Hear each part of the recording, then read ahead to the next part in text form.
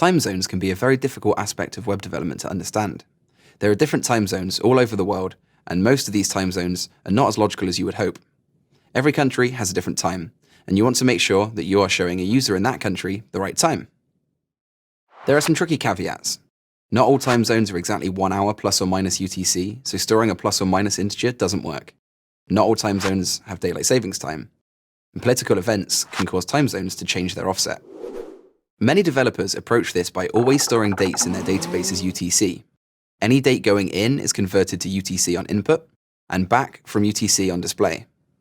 To calculate time zone offsets, many developers store +1 or -4 as an offset and put that in their database as an integer. This means that if the country's offset is -4.5 hours, then the numeric representation is -4.5. This is a decimal, and if you try to put decimal numbers into an integer field, it will be truncated by MySQL, and only the value 4 will be saved. Even storing a decimal number would not help if DST or a time zone change came into effect. The time being displayed to the user would still be wrong by as much as an hour. The more robust way to work with dates and times in PHP is to store the actual time zone in the database and not just the offset. PHP uses IANA time zones, which are an internationally recognized body in charge of handling mapping of these time zones and keeping them up to date. Let's take a look at some code. At first this might look like a lot of code, but when broken down it's pretty simple. On line 3, we have a new datetime object just as before, using a supported format.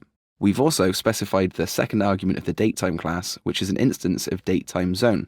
This accepts a string with the name of a time zone, and UTC is the one we want here. Next, we clone that date so we can keep a copy of the original. We do this because datetime is a mutable class. That means the object will change state when we run methods like setTimeZone. So that we can keep a copy, we have to fully clone the object, then work with the brand new version. On line 7, we now use the setTimeZone method on our new copy of the UTC datetime instance, and the string America New York is a supported IANA timezone name. This will update the local datetime object to have a new time zone and therefore a new time. Finally, at the bottom of the script, we're outputting 2 paragraphs with the date and time for UTC and another for the time in New York. Let's have a look at that in the preview. Great, looks like that worked. 1314 in UTC is now showing as 0914 in New York, which is exactly right. All dates should be stored as UTC in the database, but dates should always be displayed to the user in their own time zone. This sounds complicated, but simply means you need to convert from UTC to the local time zone for output, and then convert from the local time zone to UTC on input. Let's go back to our workspace and see what that code might look like. This is basically the same piece of code we had before, we just swapped things around. Now, it's worth noting that you'll probably take your input from a superglobal, such as a post variable, but for the sake of simplicity, we're going to use just a raw variable here. Now, the rest of this is pretty much the same. We're creating a local date time from the American New York time zone. We're cloning that to make a UTC datetime object, and then we're setting the time zone of that to UTC. So now if we run this, it should look exactly the same as before.